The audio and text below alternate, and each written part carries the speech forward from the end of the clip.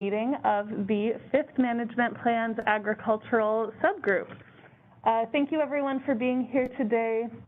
Before we jump into our agenda today, I'm going to hand things over to Maggie Martin to provide some webinar logistics and ground rules for us today. So Maggie.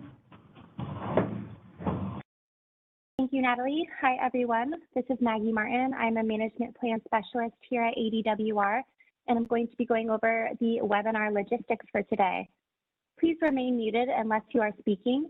If you would like to speak, please type your name in the chat, or if you prefer, you can type your comments and questions into the chat, and we'll read those aloud instead. Please make sure you send your messages to everyone in the chat so that they do not get missed. If you have any technical difficulties throughout the meeting, you can contact the ADWR Help Desk. Their phone number and email are on the screen, and this meeting and chat will be recorded. Next slide, please. Most of you are familiar with our new Google Form questionnaires. We have been utilizing them to provide another opportunity for stakeholder input. They have questions regarding the concepts that are presented at each subgroup meeting, and there's also a space for general feedback as well. On the slide, you can see the link for today's questionnaire, and I will also be including that link in the chat box. Questions are optional in the survey, so you can choose what you would like to provide feedback on, but if you do provide feedback, we ask that you do so by December 22nd. Next slide. Lastly, I'm going to be covering this questions, slides, and timer. We know that we cover a lot of information in these meetings, and we wanted to make sure that we are providing enough time for you to all develop your questions and comments on certain slides. So we've incorporated these timers to ensure that we are pausing and providing enough time for input. On the screen, you can see an example of that timer here.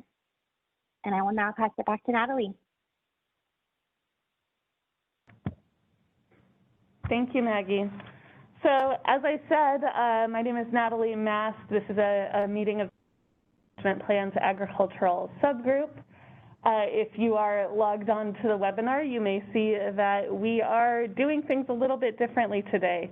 And it's been a while since our last meeting. So I'm going to go ahead and hand things over to ADWR Director Tom Bushatsky to provide some additional introductions and some information about today's meeting. Thanks, Natalie. Good morning, everyone. This is Director Bushatsky. I want to thank all of you for attending this meeting today and for all the meetings you've attended in the past on the 4th Management Plan and the 5th Management Plan process. Your input to us is really valuable, and we'll talk a little bit about that some more. But first, I'll quickly run through the agenda. We could have the next slide. So we're in the introduction phase in item 1.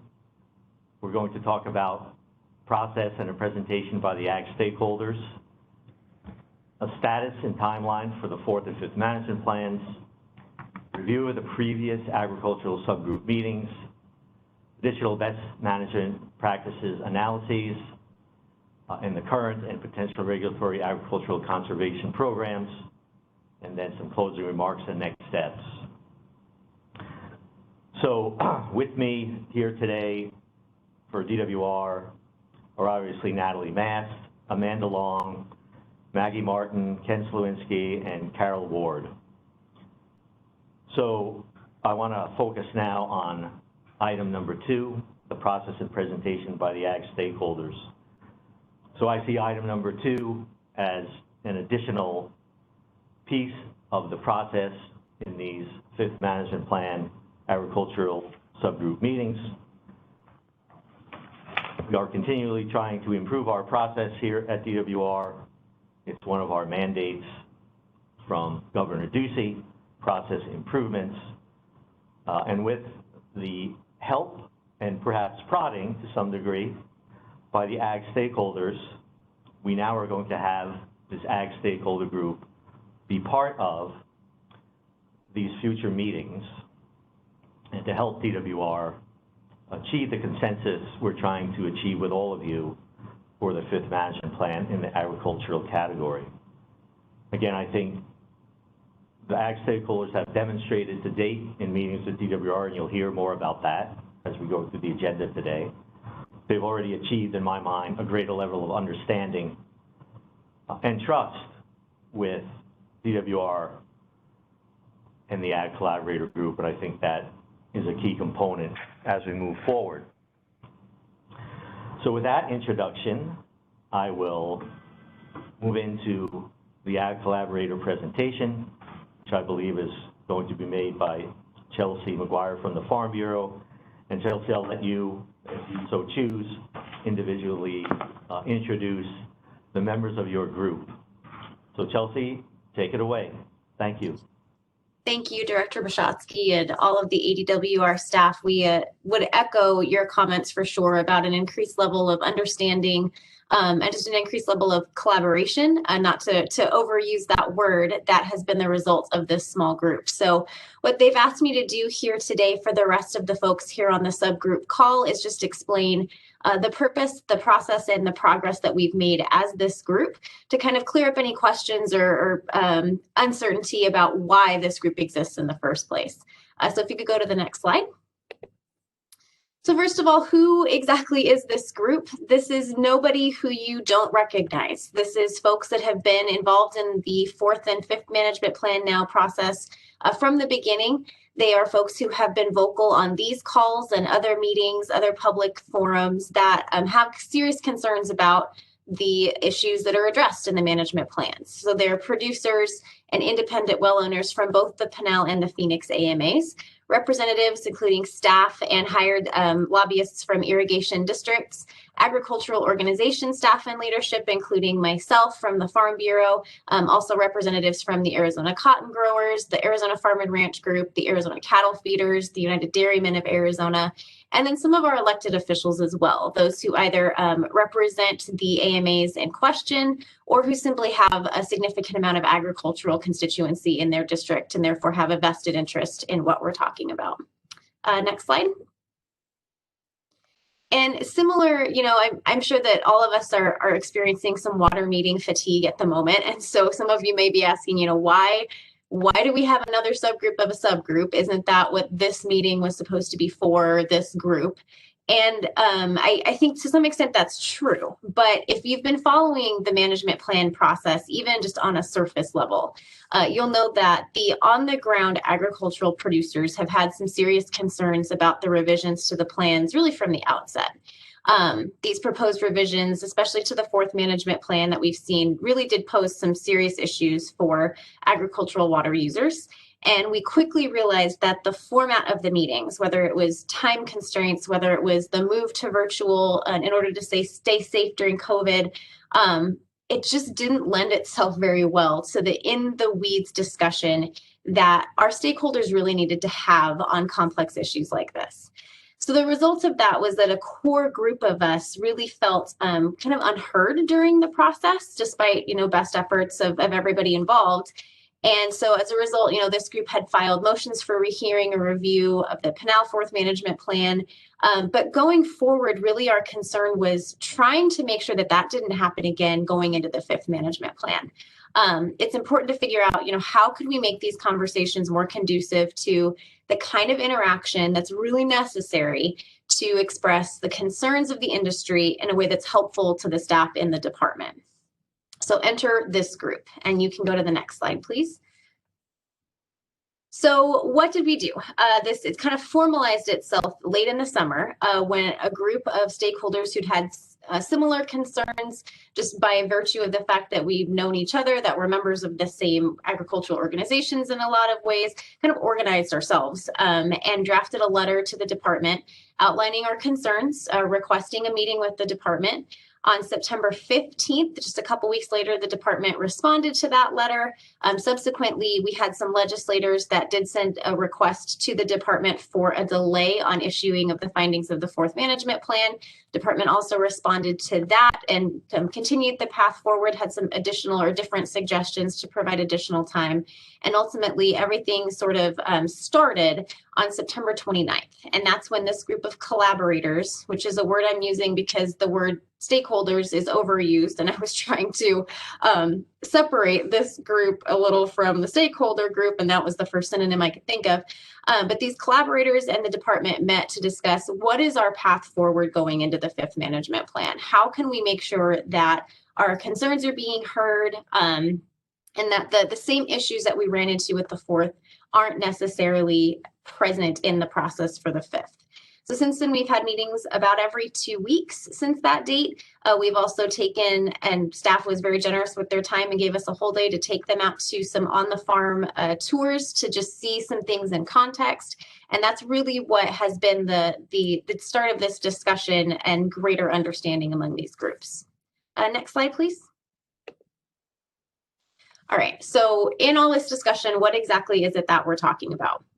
None of these topics that have been discussed, that have been hashed out in these meetings will come as a surprise to anybody who's been following these meetings.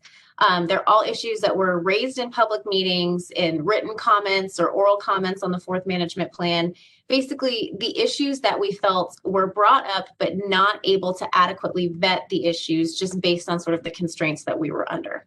So what these smaller meetings did was give us the chance to dig into some complexity and some nuance and really have that back and forth that the collaborators were looking for. So good examples of the issues we discussed with the BMP program in particular are just a greater in-depth sort of history of the BMP program. Why was it adopted? What was its intended purpose? In hopes that a greater understanding of that will inform then the changes to the best management practices program going forward. That was also the purpose of the tour of the BMP farms, to give some more context and to make some abstract concepts a little bit more concrete. With the BMP Advisory Committee, the big question we had was, one, why was that not consulted in the 4th management plan process? But then more important, moving into the 5th, does that committee still exist in the 5th management plan process? Because there was some ambiguity or some uncertainty in the executive order creating that committee as to whether it would. So one of the great outcomes, I think, of this discussion has been that we've been able to get clarification on that. The governor's office did issue that executive order to clarify that the BMP Advisory Committee will exist and continue to exist as long as there's a management plan in place. And the committee actually meets this week, tomorrow. So speaking of water meeting fatigue, but definitely worth it if you can to sit in on that meeting. And there are also some empty seats just based on the fact that it's been a while since that committee has met. And then also the addition of some irrigation district representation on that board. So there are currently applications in process to fill that board at boards and commission. Also, the point structure of the BMP program, one of the things you will have heard in these meetings is some concern about how that structure was modified and why. These conversations gave ADWR a chance to really explain that rationale and explain kind of why the changes were made and help us try to inform those decisions kind of going forward into the 5th plan. Next slide, please. Other issues, again, that you will have heard discussed, but really just the group was looking for some greater detail and some greater opportunity to discuss these types of issues. The first was the reduction of the top 25% of water duties. And really that just involved sort of a review of the department's authority there and that statutory language. And discussing, what happens in administrative review of the reduction of those water duties and what does the burden look like on the agricultural community. Table 4-1 and Supplement 1 is definitely a good example of an in the weeds type of thing. These are tables that appeared in the 4th management plan that the stakeholder group was very, I would say, confused just about what the data meant and what it was showing. And there's a couple of reasons for that. The first is that table 4-1 seemed to show that there was an agricultural allotment in the Pinal AMA of about 600,000 acre feet. But the demand that the table showed was about 870,000 acre feet. And there really wasn't an explanation of the difference in those two numbers. Was it overuse? Was it a discrepancy? What was the issue there? And none of our, on the ground kind of intel showed that it would have been overuse. And so we were trying to figure out why those numbers were different. And to do that, we dug a little bit deeper into the data that informed that table, which was present in something called Supplement 1. And supplement one actually showed that there was a total allotment of about 900,000 acre feet, so well above what the demand in Table 4-1 was showing.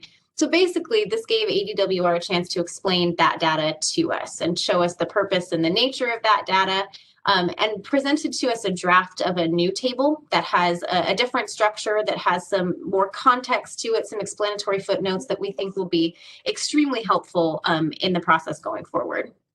Similarly, we discussed the requirements for annual reporting and audit data, and what the department asks for and why they ask for that information in the data that our producers report. And just had a good and in-depth discussion with the department about what happens with that data and what kind of data they're asking for and why. And that's specific to the request for the data on cropping acreage, and how that can be problematic just because it doesn't have the context that it needs to actually inform decisions based on that information. So it gave us the chance to really express our concerns about that in a very meaningful way. Next slide, please. And these are just the final two that, again, are very high level, kind of in the weeds discussions that we hope will set up a better framework for continuing the conversations in this group going forward. And that, again, are issues that you will have heard raised on this call: the department's interpretation versus the stakeholders' interpretation of conservation and efficiency, and how those differ between the two groups and between the people involved. And also the statutory requirement of achieving reductions in withdrawals of groundwater, and how ADWR interprets that in light of the management goals in each AMA, what that means for the users going forward, and how we can sort of reconcile that with the management goals of each AMA. And next slide, please. So now that you kind of know what we've discussed, what are the next steps? As Director Bishotsky said, this is meant to it really is meant to be a complement to the group that we're meeting with right now, not a supplement or subversion of that group. So these conversations will continue in light of what's discussed here in this 5th Management Plan Ag Subholders group. There is a review process ongoing for the 4th Management Plan in the Pinal AMA. And again, multiple members of this collaborators group filed petitions to initiate that process. But going forward into the 5th, this group's going to continue to meet, and we'll coordinate those meetings in conjunction with these meetings and give us the opportunity to take issues that are brought up or that are raised in the meetings that are happening here and have those much more nuanced, in the weeds, kind of boots on the ground discussion that just don't necessarily lend themselves well to either a webinar format or limited time format of types of meetings, to give everybody a chance to feel more heard, more listened to, and make sure that everybody's concerns are expressed. Finally, I do want to say just a huge thank you again to Director Bishotsky and all of your staff, Natalie, Carol, everybody involved. The meeting twice a month, for an extended period of time is definitely not easy, and it's definitely a lot of time for the staff. But on behalf of the collaborators group, we all feel that this has been an extremely productive conversation, a very helpful conversation, and that we're in a much better place going forward into the 5th Management Plan. So we want to thank you for that, and I'm happy to field any questions. And I know that there are fellow members of the collaborators group on the call as well. So if there's any that are specific to them, I'm sure we'd be happy to field those. Well, thanks, Chelsea. Before we get into the Q&A, I'd like to make a couple of more comments. So this process has been very informative for me and very valuable for me and my staff. Some of the challenges we faced at DWR in relation to the 4th Management Plan flowed out of the Auditor General's report that was done for DWR's sunset review. We had those sunset hearings last session in the legislature, but a big part of the Auditor General's report was the fact that DWR was way behind schedule on the 4th Management Plans. So as Chelsea alluded to earlier, we didn't have a lot of time to work through the 4th Management Plan. Perhaps that was part of the issue, trying to move that forward so we could promulgate those plans and have them adopted by the end of this year, and we'll talk more about that in the next agenda item. In relation to the executive order for the Ag BMP program, Ag BMP committee, that order has been posted on our website after it was signed by Governor Ducey. The letters that Chelsea referred to in her presentation, we will be posting them after this meeting. We wanted everyone to hear context for those letters before we posted them. Those letters were very important to the process. And again, Chelsea mentioned that there was a request to postpone the adoption of the fourth management plan for the Pinal AMA. Given the statutory timeframes and where we were in the process, I had no authority to do that, but instead the process, which also Chelsea described, the request for review and rehearing, which we'll also talk about more later, there was this opportunity to meet with the Ag Collaborator Group and get into the weeds on some of the issues that perhaps we didn't really get into the weeds on in the public process with this group. And then lastly, I'll just say that I'm not going to comment on Chelsea's presentation at this point. Later in the agenda, there is a presentation that I will make on reviewing all the issues we discussed from previous meetings, very similar to Chelsea's presentation, and we'll comment there on many of the things Chelsea already went through. And based on what Chelsea said, we're pretty much in agreement with Chelsea's view and Chelsea's presentation, but we'll provide some more context and detail on some of these issues as I do that presentation. So with that, I will open it up now to questions or comments from participants in this meeting.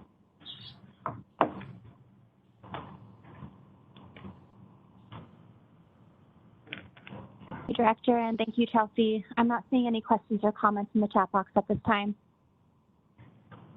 Perhaps we'll wait one more minute. It's always hard to know in these virtual meetings because we can't see each other if people are trying to unmute, if they are thinking through questions.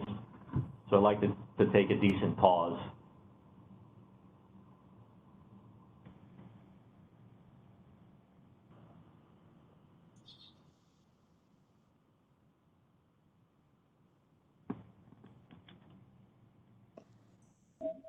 Still seeing none. So we're still seeing none, so I'll move on, and I'll just, again, thank Chelsea.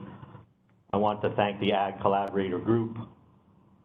Folks ought to know that that group consists of, I think, 20 members or so. They've spent a lot of time, and they're very committed to the process. We've actually had some face-to-face meetings, and for social distancing and COVID, I think we've ended up with the maximum number from that group of 12 of the 20 members, and they've been great at kind of trading around spots so they all have a chance to meet with us face to face. And it is very difficult to really have these frank discussions and create the understanding we're seeking through that group in the virtual world. So largely we've been meeting virtually. With this latest uptick in the COVID numbers, both the Ag BNP committee meeting and I think our next Ag Collaborator or subgroup meeting are going to be virtual. But the face-to-face meetings have definitely been very valuable from my perspective. So with that, we will move on to the next agenda item, item 3, the status and timeline for the fourth and fifth management plans. And I'm going to ask Natalie to do that presentation. Great. Thank you, Director. So I'm going to talk through just a little bit of an update and a status of the fourth and fifth management plans.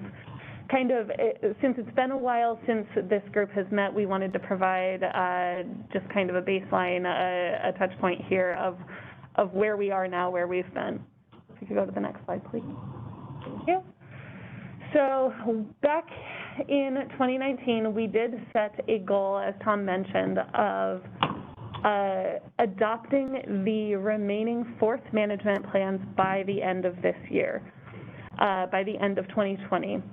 And to concurrently work to develop the fifth management plans, adopting them by 2022 in order that those would become effective by January 1st, 2025. We are currently on track to meet this timing, even though it was an aggressive timing and even though we've had a pandemic kind of interrupt some of our plans, we are still on track to meet this timing. We adopted the Phoenix Fourth Management Plan back in March As Chelsea mentioned, the Pinal AMA fourth management plan is currently undergoing review by the department, but we intend to respond to those requests for rehearing or review in time for those conservation programs to still become effective on January 1st, 2023, which means adopting that plan by the end of this year. Similarly, we did receive requests for rehearing or review in the Santa Cruz AMA, but just like I said for Pinal, we do intend to respond to those requests by the end of the year in order for all three of those conservation programs to become effective by January 1st, 2023. If we could go to the next slide, please. Thank you. For the fifth management plans, we have been using this work group process to work through the development of the fifth management plans so far. The progress we have made is well documented on our 5MP concepts page. I would encourage all of you to take a look at that 5MP concepts page on the ADWR's website. But our timeline here you can see on the screen. We originally intended to complete discussions and program developments in this work group around the end of 2020. Now, obviously, we're going to continue these discussions here, and those will overlap into 2021 a bit, but we will have a big task ahead of us in terms of drafting those fifth management plans, and we're hoping to mostly wrap up the discussions and development of these conservation programs for the fifth management plans around the first quarter of next year.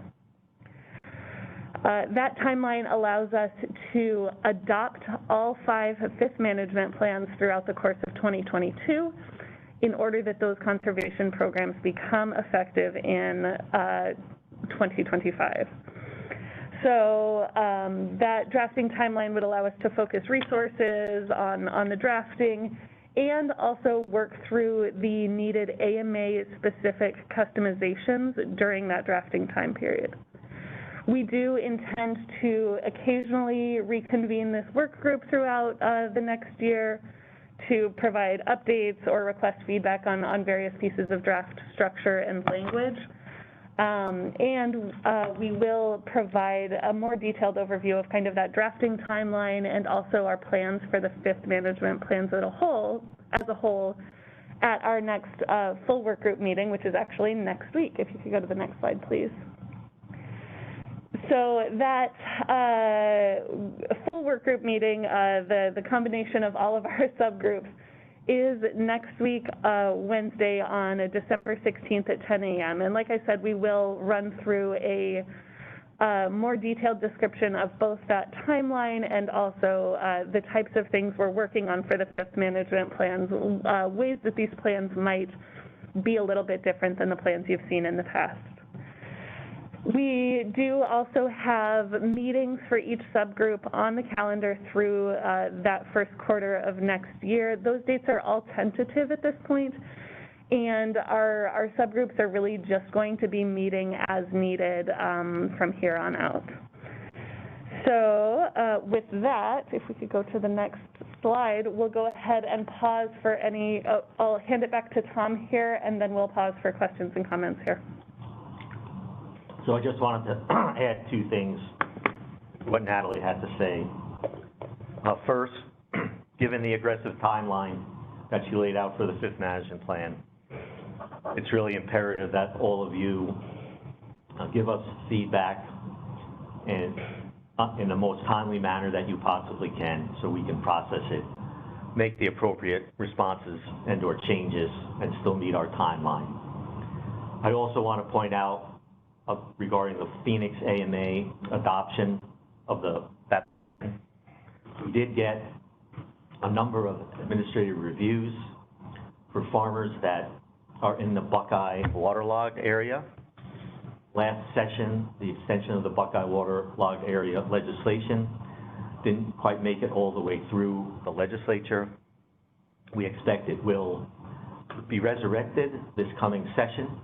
We're going to notify those filed for admin review that fall within that area that we're going to withhold processing of the request for admin review pending the outcome of that legislation in 2021, because I think if that legislation passes and the Buckeye waterlogged area is extended, many of those admin reviews become moot, and we don't want to waste your time or the staff time to process those when we believe the legislation will pass and will moot out many of those admin reviews on behalf of those water right holders. So with that, we'll now entertain questions and comments on this agenda item.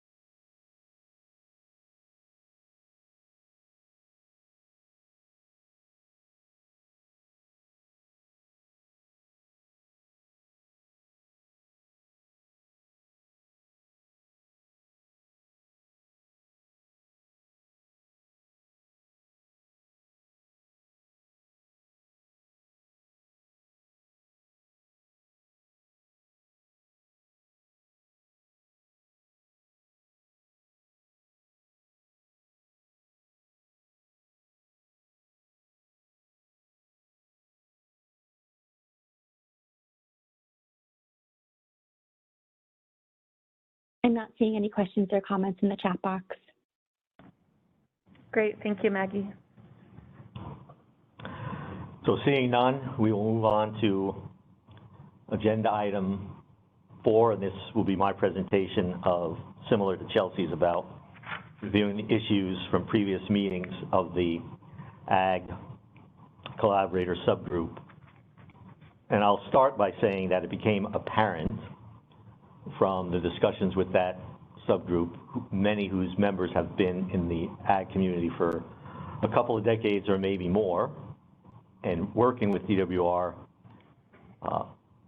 on the prior management plans 1, 2, and 3, that some of the communication challenges, I would call them, between the agricultural community and DWR are the fact that virtually all of the staff from DWR who worked in the agricultural programs in the first 3 management plans are gone, as well as the AMA directors and others. And I think that in itself is a strong reason for the creation of the Ag Collaborator Subgroup, because essentially we haven't worked with those folks closely, myself included and my staff, and they haven't worked with us closely in that same direction. And I'll say that Chelsea referred to a field trip we did a couple weeks ago, and that was a great opportunity for us to get outside the office atmosphere, look at the agricultural producers' actions on the ground, and just kind of informally have opportunities to talk to each other. Those are the kind of things that I think are going to bear huge fruit moving forward for both us and the ag community as we work on the 5th management plan, and I think achieve the goal that we all want, strong programs and economic viability for the agricultural sector and for all our water use sectors. So with that, I'll go through the issues list that we talked about with the ag subgroup, and I'll just say that, and hopefully members of the ag subgroup, the collaborative group, if I get this wrong, please jump in. But as we work through this table at the last meeting, I would describe the ag subgroup as having a comfort level with the actions and status and the discussion as we've described it on this table. I will honestly say that they don't agree with everything on this list. I think they still have some heartburn about some of the things that we've decided to do in the 4th management plan. But I think they have, again, come to a level of comfort in moving forward. And you'll see some of those things in this list. And again, that we have an opportunity in the 5th management plan, in a lot of ways, in the BNP Ag program, through the BNP committee, to kind of start from scratch and to work through these things and not have any predisposed outcome for the 5th management plan based on actions that we took and are taking for the 4th management plan. So we can see the first slide here.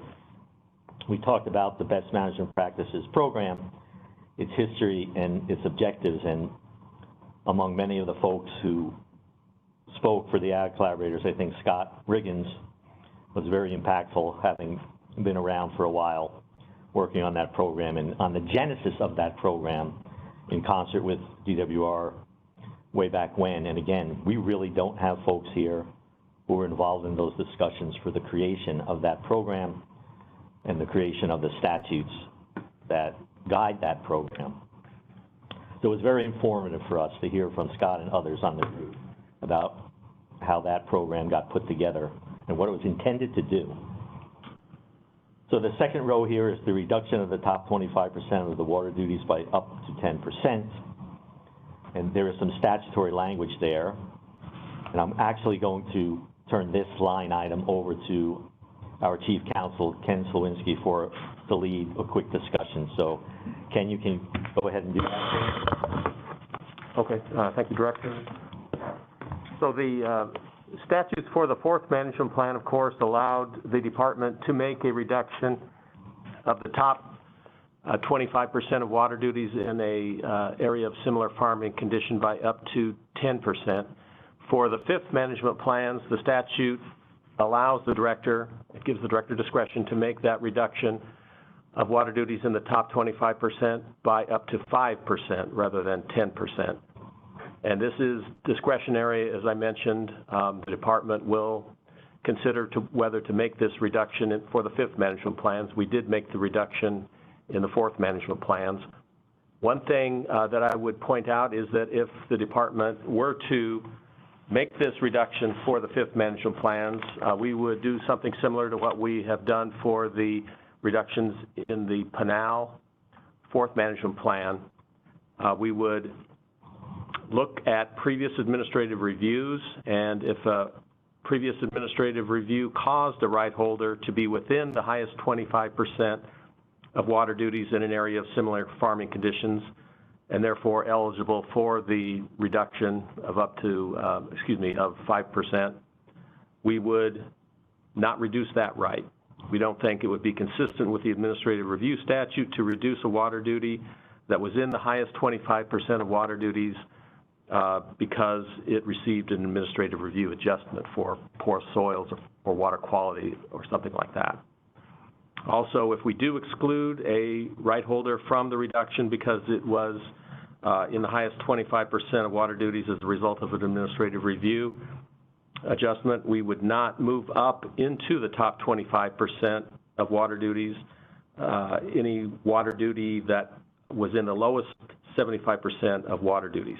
We would leave the ranking of water duties the same as it was before the exclusion of any water duties as a result of administrative reviews. Thanks, Ken. I'll just add one thing. As we talk through the administrative review adjustment within the department, we concluded that, as Ken described rightly so, we would take those folks out of that top 25 list. But it's part of that calculus was the fact that if we had kept them on the list, they could file for another administrative review. The likely outcome would be a lot of hoops for the applicant for the administrative review, a lot of hoops for the department, and we end up right in the place we've ended up right now anyway. So we saw that partly as a streamlining of some bureaucratic processes that really probably didn't make a lot of sense to make everyone on both sides of the equation go through. So we'll move on then to the next row, the table 4.1 and supplement 1. I think Chelsea very adequately described the concerns and issues there. And you can see the statuses. We shared mock-ups with the Ag subgroup to improve the clarity that was being sought, and those mock-ups will now become the tables in the final 4P. Supplement 1, we are going to publish a Supplement 1. That Supplement 1 is kind of a living document, and you can find Supplement 1 and the living document piece of that on our website. Table 4-1 is really more of a table that you can publish at a point in time, and it lives on, so to speak. It doesn't get changed the way Supplement 1 does. So I'd ask all of you, when you see that Supplement 1 published in the actual management plan, to realize that there's an updated version almost daily, perhaps, that you can review on our website. Moving on to the next row of the annual report and audit data. Again, Chelsea raised here the issue about our request to have crop data included in the annual report. And as she adequately described, there can be some misunderstandings about what that data means. And so we have removed the request. We're removing that request. But we had a very robust discussion about potential other ways to get to that data, to potentially use that data to review the consumptive use numbers. We talked potentially about a study on reviewing the consumptive use numbers. There is no quid pro quo for removing the crop data to actually do the consumptive use study, but at some point in the near future, and in my view, when we're more comfortable down the road on the 5th management plan and getting that done on time, we want to track back with the Ag subgroup and all of you on the Ag stakeholder bigger meeting about potentially doing some kind of study through one of the universities, or an appropriate way to do that consumptive use study. Those consumptive use numbers haven't been updated in many decades, and they're critical to the Ag program. So I'll move on to the next page then, the next slide. Again, we talked about in the first row here, the best management plan and base program analysis, and the comparison there of those programs. And we discussed the statutory requirement for achieving reductions in withdrawals of groundwater.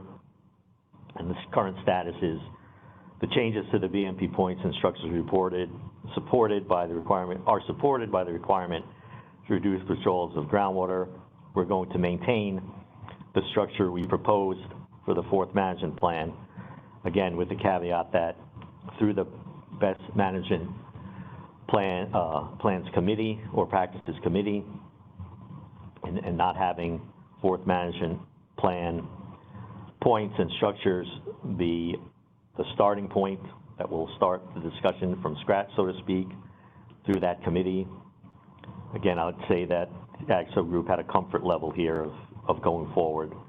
And again, as Chelsea managed to say, or said accurately, probably still some differences in opinion about what achieving reductions in withdrawals of groundwater mean in relation to the Ag programs, and especially the BMP program, that we will continue having discussions about. Again, the next row for the 5th management plan, it's the same issue. And again, we're having the ongoing discussions as I described. There is actually a best management plan lineage analysis subgroup out of the Ag subgroup, so another subgroup of a subgroup of a subgroup. And we'll give a presentation. Amanda will do that a little bit later in this agenda, add some more clarity. And again, this gets back to the important part of how do we compare the best management program to the base program, and it's actually a statutory requirement that we do so. So moving on to the next row, 4th management plan modification of the BMP point structure. Again, we're going to maintain the DWR approach. For the 5th management plan BMP, its structure, point structure, going to the advisory committee, and again, a robust ground level up discussion through that committee. So the next slide, please. At the top row for the 4th management plan, we had a discussion again of individual BMP actions and the points accumulation. There was a lot of discussion of the technical accuracy, and that needs to still be worked on a bit, but we got to a place where we're going to maintain the DWR approach for the fourth management plan. For the fifth management plan in the next row, again, key input on those approaches and the technical accuracy from the BMP Advisory Committee for input to DWR. And again, I think we mentioned earlier, and we'll talk more about the BMP committee later, at the first meetings tomorrow of that committee. Again, we're proposing and have discussed with you all already a tiered system, a potential tiered system for BMPs for the fifth management plan. Again, we're going to refer that issue to the BMP Advisory Committee for further discussion and input back to DWR and this group. Next slide. So we had lots of discussion about the definitions of conservation versus efficiency. We need a lot more discussion. We have no doubt that there is a high efficiency attached to ag programs and the ag production on the ground. But again, this gets to what conservation means under the groundwater code and what our obligation is to reduce those withdrawals in groundwater in each successive management plan. And that segued into the next row here. So I'll go down to the final row, and that was the timeline. Natalie went through all of that. So there was a lot of information that I just went through there. I'd like to start actually and give an opportunity for Chelsea or any of the ag subgroup members who are on the meeting here, the virtual meeting here today, to correct me if I improperly described where I believe we are at with the ag subgroup as I've gone through all these issues. So we'll do that first, then once that opportunity is completed, we'll ask for questions and comments from the rest of the folks on this virtual meeting. So members of the ag subgroup, anyone want to weigh in? Mr. Director, this is Patrick. Go ahead, Patrick. Thank you. I just wanted to comment that, one, I think that the charts are accurate as to where we're at. And I think ADWR and the staff has worked diligently to get us all to where we need to be and back on track with both of these management plans. Obviously, there are still some very robust issues left out there to solve, but I think while we outline them, I would say that for the most part, 90% of the issues are solved and put to rest. These are just the last small percentage of things that we need to finalize. But I think you've characterized everything well, so is Chelsea. I'm skipping just a little bit to comments and questions. I just want to go back to the water duty comments that Ken explained, and I think the water duties are one of those issues that we got to dig a little deeper into the weeds and have a better understanding for all on how it impacts everyone, especially when we're going to finish up this fourth management plan, potentially have water duty cuts, and then quickly have a fifth management plan on the ground. And what does that all look like? Because we don't really have the typical statutory timeline of you put a plan in place, it's 10 years, we're working, and then, another 10 years. And so how will that impact those people that may take water duty cuts, back to back possibly? So I just want to leave that comment on the table and put it up for further discussion, which is what your chart reflects. But thank you. Thanks, Patrick. Anyone else from the subgroup? We'll pause a bit. Director Buchowski, this is Scott Riggins. Hi, Scott, go ahead. Yes, good morning. Wish to thank you for a very accurate representation of a long period of time of interaction and meetings, grappling with issues that truly, in many ways, the most important aspect of them was getting a communal understanding of exactly how they worked. And I believe that effort of many meetings in person during difficult times, very, very much appreciated by the ag community, that ADWR saw the importance to go in that direction.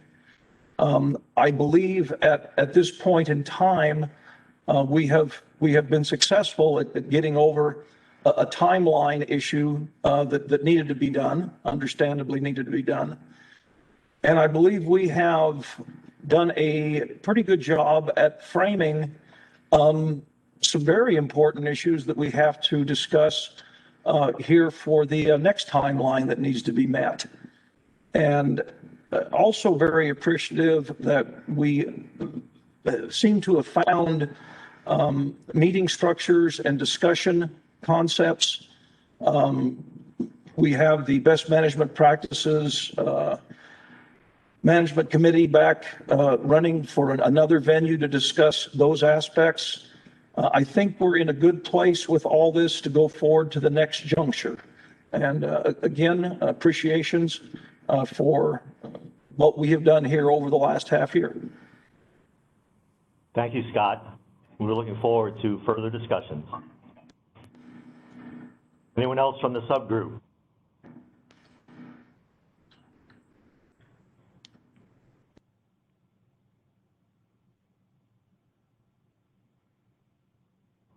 So hearing none, we'll turn to an opportunity for participants in today's meeting.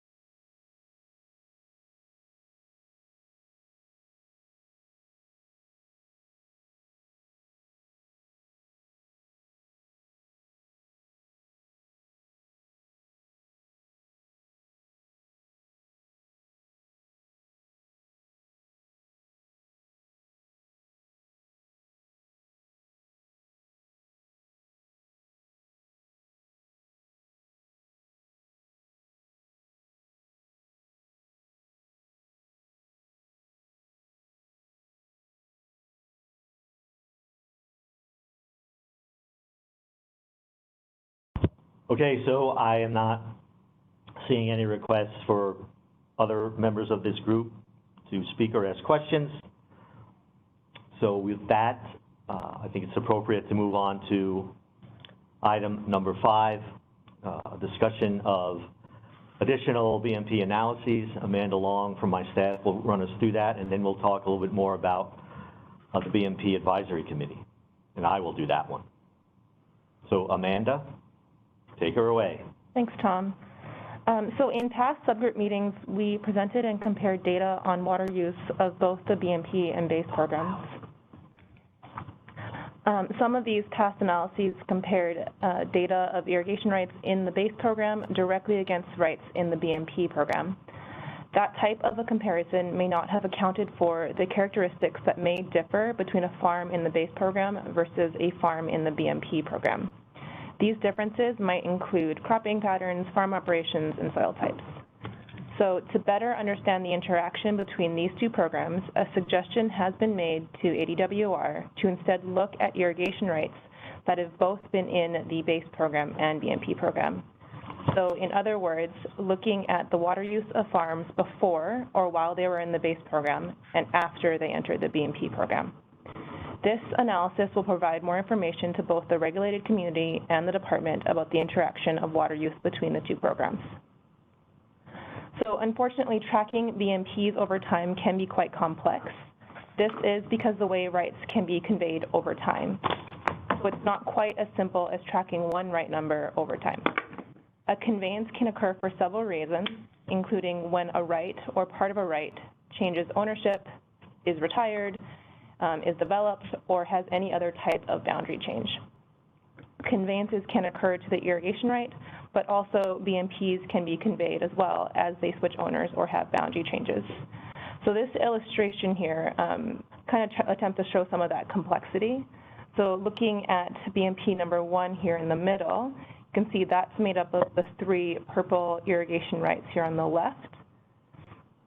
And those 3 irrigation rights throughout time each have their own history, with each of these different colors showing a different level of conveyance. So this kind of creates a really complex web over time, which can make tracking the water use of BMPs really complex. So although this is analysis that can be done and is something that ADWR is pursuing, it is something that will take some time before we have results to show and are able to interpret. We have been working with a couple members of that Ag Collaborators group to complete this analysis. This is just to help us with ensuring that any assumptions that need to be made are done reasonably. And it's also to assist us with any context that might be missing from the analysis. So we have, through this group, developed a methodology for how this analysis will be done, and we do hope to have results to share from this at a future subgroup meeting. So with that, I'll hand it back to you, Tom. Thanks, Amanda. So I want to mention the thanks for the 3 Ag subgroup folks who've been working with our staff on this. This is really, as you can see from the chart, down in the weeds.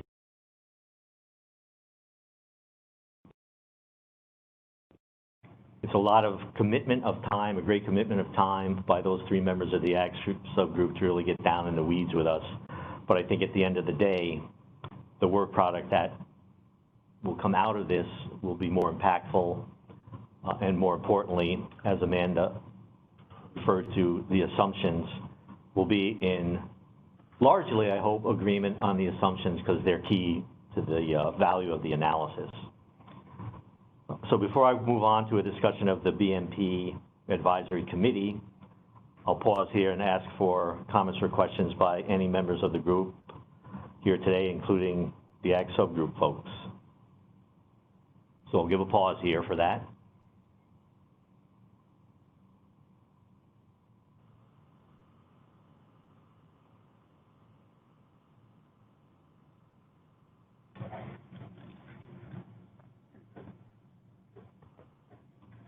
So I'm not seeing or hearing anything, so with that, I'll move on to a discussion of the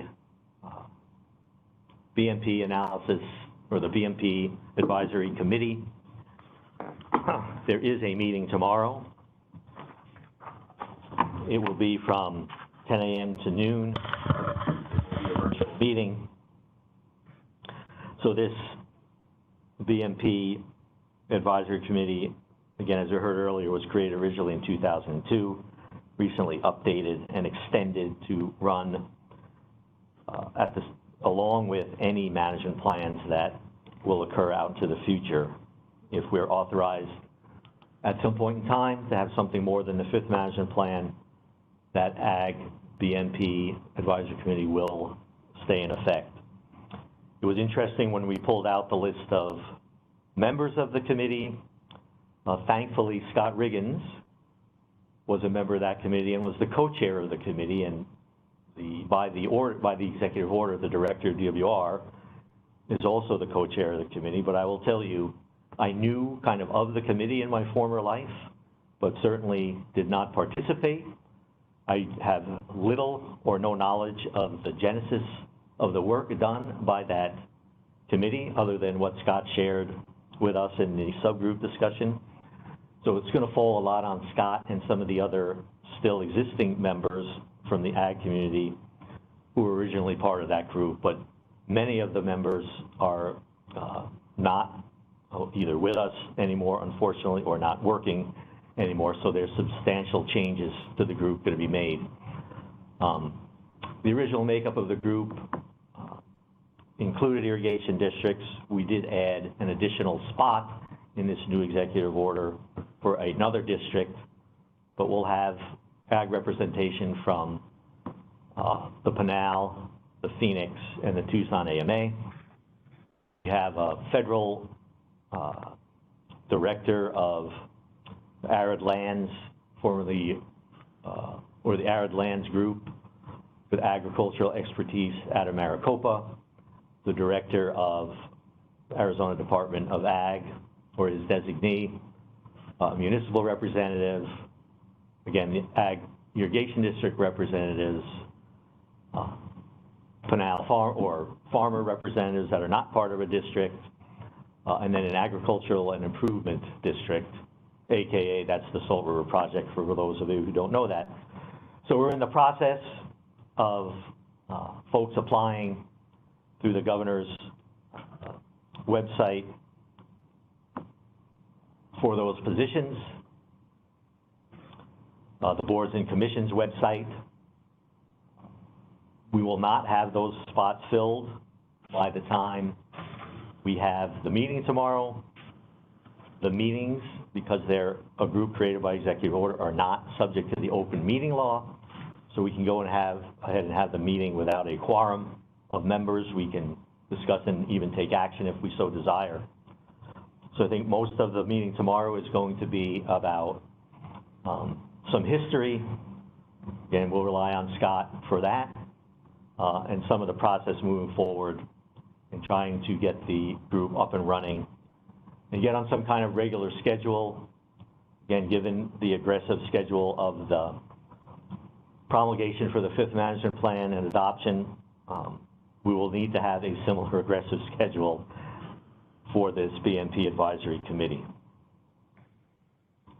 So with that, I want to first give Scott a chance to weigh in about this committee, and then we'll open it up for comments and questions by everyone else. So Scott, would you like to take it away? Yes, thank you very much, Director Bukowski. I personally am very much looking forward to the Agricultural Best Management Practices Advisory Committee reconvening. We have been through a period since the promulgation of the third management plan to where there really has not been a lot of activities that have required a re-examination and a re-education of what it is exactly that agriculture does to be efficient with its water, why it does it to be efficient with its water, why the financial considerations of what it does are oftentimes much more onerous than the regulatory situation. When we convene this meeting, we'll find that we have a lot of people that will be needing to be re-educated and re-familiarized with this. It will, I have seen other processes with ADWR to where it literally took a year or more to get all the participants fully understanding all the things that they were trying to decide on. Obviously, we don't have that much time for that kind of education, but I see that there will be a great deal of education. I hope all the people that will be participating will come in with lots of questions. Will come in wanting to understand as much as they possibly can, and we will try to be able on the agricultural side to make all the explanations possible that we can by whatever means are most beneficiary. And then we might find, Director Bukowski, that we might have a group of BMP committee members that might also need to have a field trip. They might also need to be able to see some things on the ground and understand some of the aspects of why things are done. Because it's one thing to theorize and conceptualize on them. It's a whole other thing when you see, oh, that's why that works. But again, looking forward to the challenge, looking forward to the process. And tomorrow, I understand that I need to plumb the depths of my 20-year-old some memories and give a presentation on the history of the BMP program. So I will try to have myself honed up for that through this afternoon, and we'll get into it tomorrow. And again, thank you for the work that you've done, getting the executive order reestablished and signed by the governor, and having us all be able to go forward in this process. Thanks, Scott. And I just want to offer one, I think, important observation about that committee. So not only on the field trip, but certainly in our discussions, we talked a lot about the fact that there's not enough water for the farmers to farm all the land they really want to farm and have a right to farm. And so the economics have driven the farming to the most productive lands. And I think that is not just something that, as a concept, has occurred because of the groundwater code. I think it goes back a long way historically, in my knowledge, at least in my knowledge, all the way back to when the Salt River Project and the federal government was considering what lands within the Salt River Project would be eligible for that project water, and again, wanting to get that water to the most productive lands. There was a huge process in the 19-teens to analyze that and have that happen in that situation. So from my perspective, again, one of the key components of the BMP program and a charge for the committee will be to figure out how to incorporate evaluating and valuing within our points program that factor, again, the factor that economics is driving the water to the most productive land. I don't think the program now does a great job kind of valuing that particular outcome. So that's just one of the many things that we'll be working on in that committee. So I'll open it up now to questions or comments from the rest of the participants in today's meeting.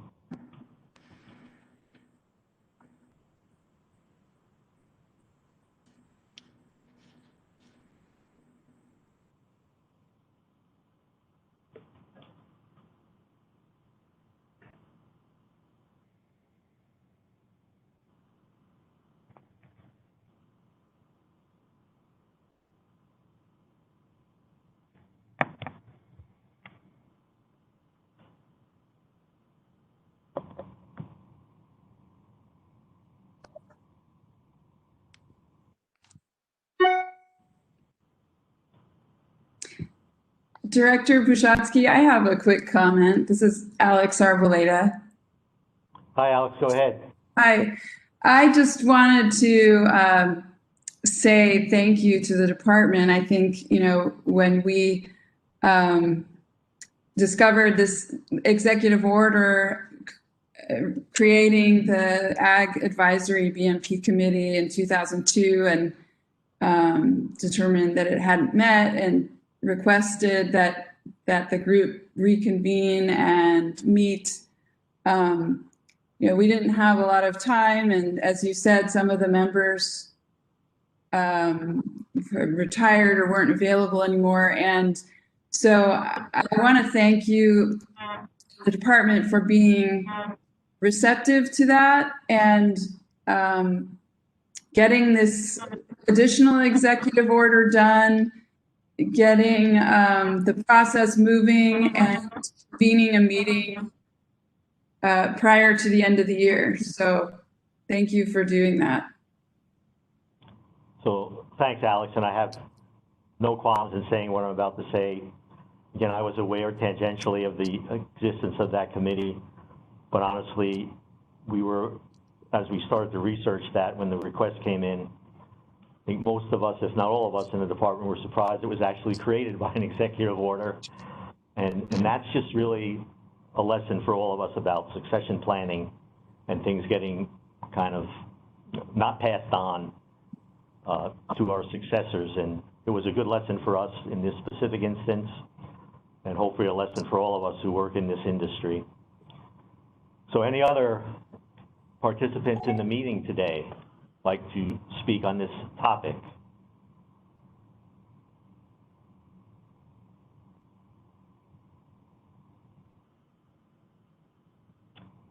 And hearing none, we will move on then to the next item in the agenda, and that is a discussion led by Natalie on the current and potential regulatory agricultural conservation programs, something I think this group has heard a lot about to date.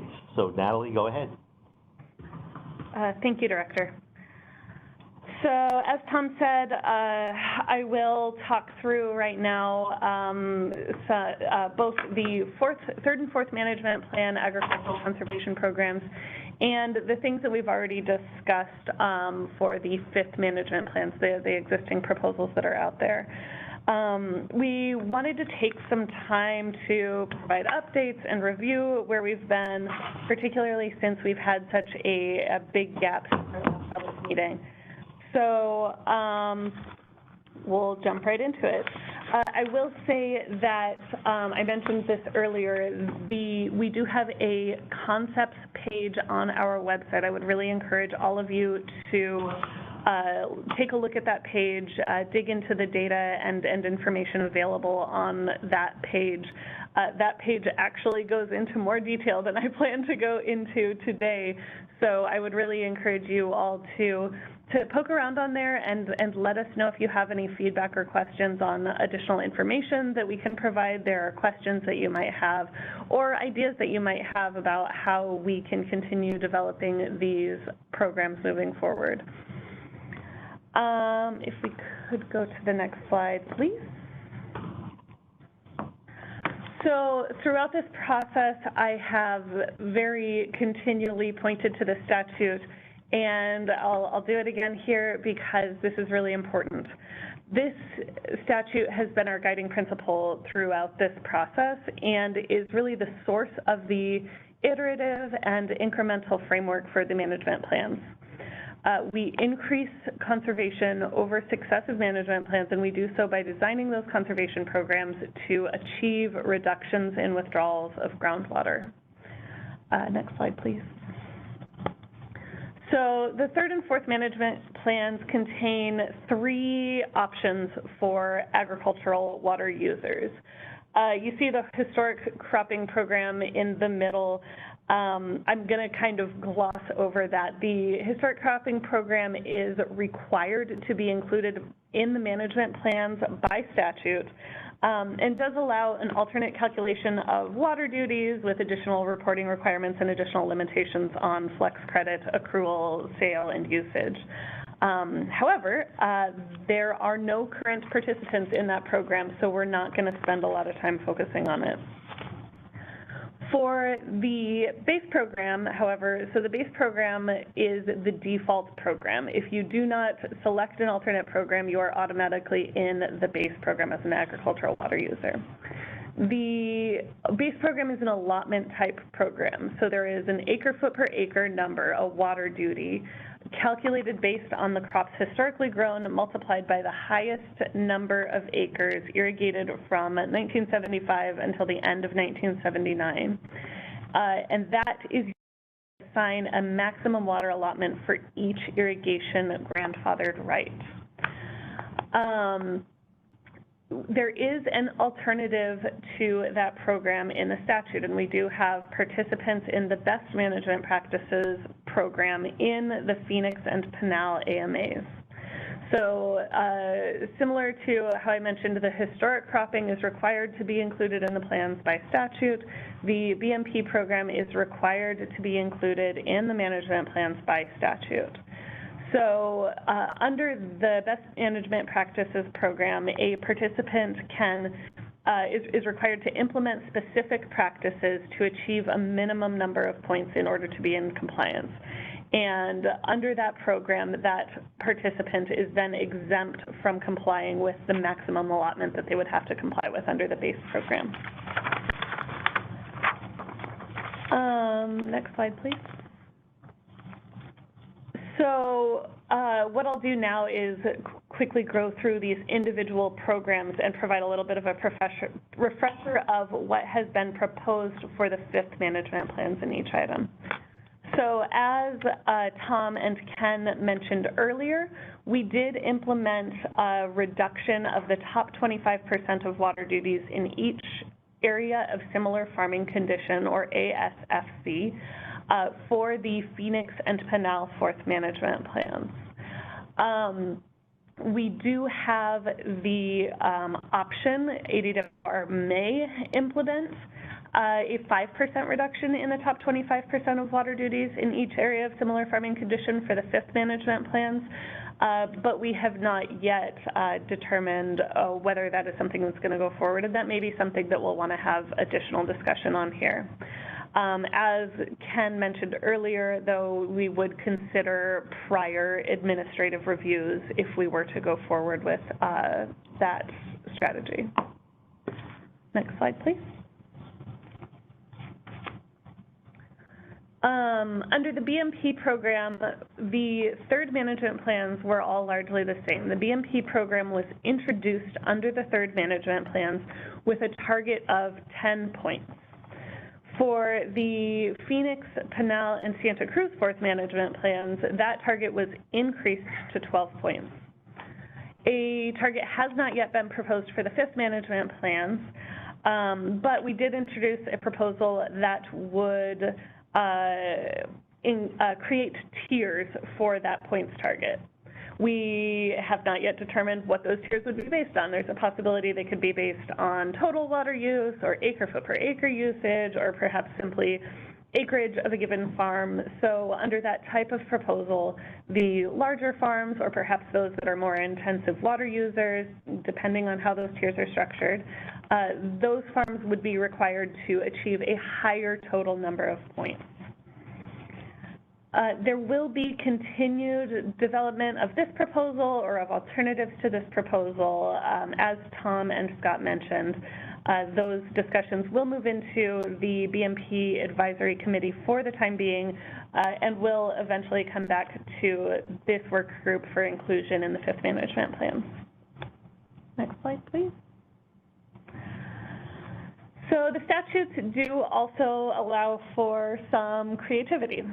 Where other programs, the Historic Cropping Program, the BMP program, where those programs are specifically named and called out in the statutes, the statutes also have a provision for allowing ADWR to include additional conservation programs in the management plans.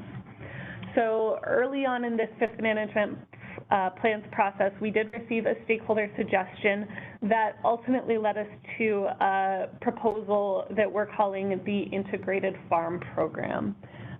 Slide. So under this program, we would allow multiple IGFRs to be combined under one reporting umbrella, similar to the way that IGFRs can report together in the BMP program, or how certain contiguous turf facilities can combine allotments. That allotment would then be subject to what we're calling a cut to the aquifer, a percentage reduction of the total combined allotment. But that water would then be able to be used anywhere within the footprint of those combined IGFRs. The benefit to this program could be on both sides. So to the farm, with the ease of reporting, reducing some of that administrative burden, and being able to use the water anywhere within that combined footprint. On ADWR side, that benefit would be kind of in streamlining these reports and in meeting our requirement under the management plan statutes to reduce withdrawals of groundwater. So there is obviously a lot of detail, a lot of things that still need to be fleshed out for this proposal.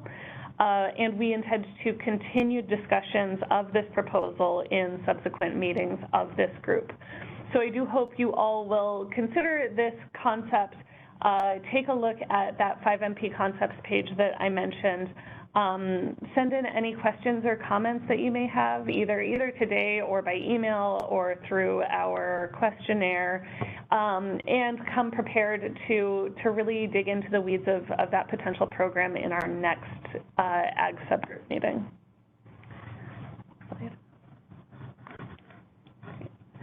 So finally, I wanted to back up just a little bit and share a bit of a broader vision for this program as a whole and how these three programs might fit together.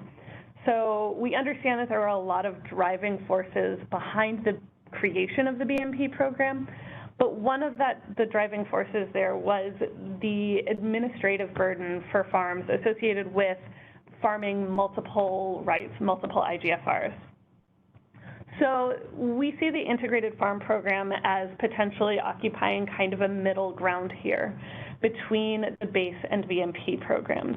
It could address many of those administrative burden concerns, but with the simplicity of an allotment type program and without the specificity of complying with and reporting on individual BMPs. So with this middle ground alternative, this could also allow for a strengthening of the conservation and the credibility of the BMP program.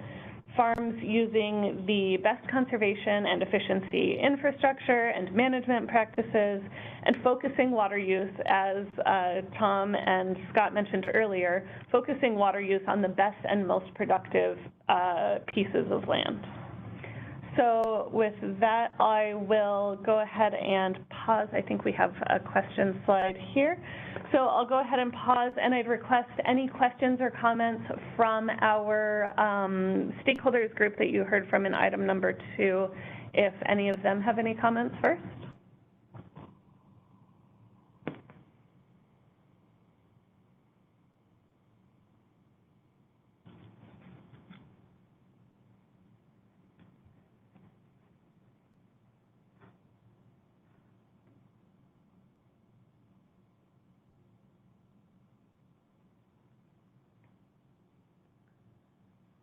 Hearing nothing from the collaborators group, we would encourage the rest of you, those on the webinar, please feel free to either type in any questions you have in the chat box, or you can enter your name in the chat box. Feel free to unmute yourself, or we can help you unmute you if you have any questions or comments that we would like to make, you would like to make. These meetings are intended to be interactive, collaborative, so we would definitely encourage you to chime in with any questions or comments that you might have.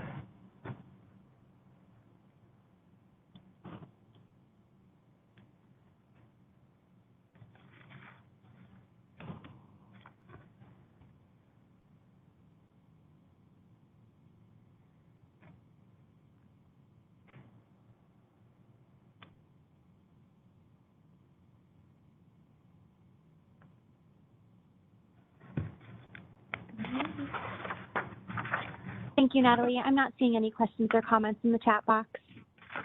Great, thank you, Maggie. Okay, we'll go ahead and move on to the next section then. So we do want to thank you all for attending today, for the interaction and collaboration from the collaborators group. Thank you for kind of bearing with us through our hiatus in meetings and through a long meeting today. We know that you are all busy. We know that there are a lot of meetings going on, so we do truly appreciate the time that you all take to attend these meetings and to provide perspective and comments on these FISP management plans. If we could go to the next slide, please. I would encourage all of you, Maggie, if you could drop that link to the questionnaire in the chat box again. We would encourage you to take a look at that questionnaire, fill out that questionnaire to provide any additional questions or thoughts you might have on the various things we've discussed today. Those questionnaires are really an additional opportunity. We know that these virtual meetings can be difficult, so we want to provide as many opportunities as possible for people to think through these complicated issues and provide input in a multiple through multiple forums. So as was mentioned kind of throughout today's meeting, we will be referring some of the discussions from this group to the BMP Advisory Committee for additional consideration and discussion. So we would highly encourage you all to participate and engage with that group. That meeting is tomorrow at 10 a.m.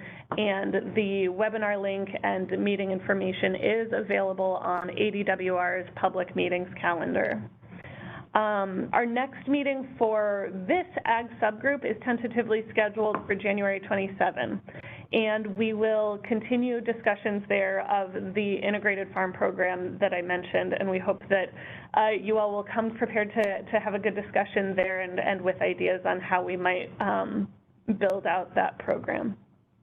We'll also in future meetings want to get into some discussions of that 5% reduction that we talked about throughout this meeting. So that will be something that we'll also put on agendas for future meetings. With that, I will go ahead and provide one more pause. You can go to the next slide, Amanda. I'll go ahead and provide one more pause for any additional questions or comments that any of you may have. And then I will hand it back over to Tom for, to help close us out.